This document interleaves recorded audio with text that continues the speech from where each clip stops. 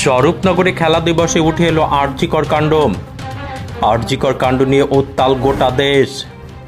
চিকিৎসকদের প্রতিবাদ আন্দোলন চলছে। ইতিমধ্যে আরজিকর কাণ্ডের মূল হোতা গ্রেপ্তার হয়েছে। মানবিক মুখ্যমন্ত্রী মমতা বন্দ্যোপাধ্যায় আন্দোলনকারীদের আন্দোলনকে সমর্থন জানিয়েছেন। আজ এই ঘটনায় যারা দোষী তাদের ফাঁসির দাবিতে মিছিলে নেতৃত্ব দিচ্ছেন খোদ মুখ্যমন্ত্রী মমতা বন্দ্যোপাধ্যায়। রাজ্য পুলিশের হাত থেকে এই মামলার দায়িত্বভার পেয়েছে সিবিআইও এই ঘটনার মূল আসামিদের ধরতে তৎপর। তবে তারই মধ্যে আজ 16ই আগস্ট খেলা দিবসে উঠে এলো আরজিকর কাণ্ড।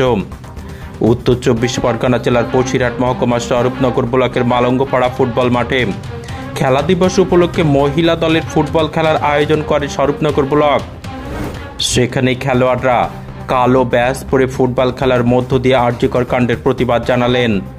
খেলাটি হয় মাতঙ্গিনী টিম ও লক্ষ্মীবাই টিমের মধ্যে। আরজিকর হাসপাতালে যে মেয়েটি নৃশংসভাবে হত্যা করা হয়েছে, আমরা সেই ফুটবল খেলার মধ্য দিয়ে এটা আমরা প্রতিবাদ জানাচ্ছি।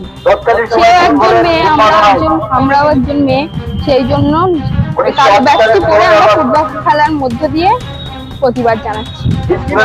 সোনালী খাতুন।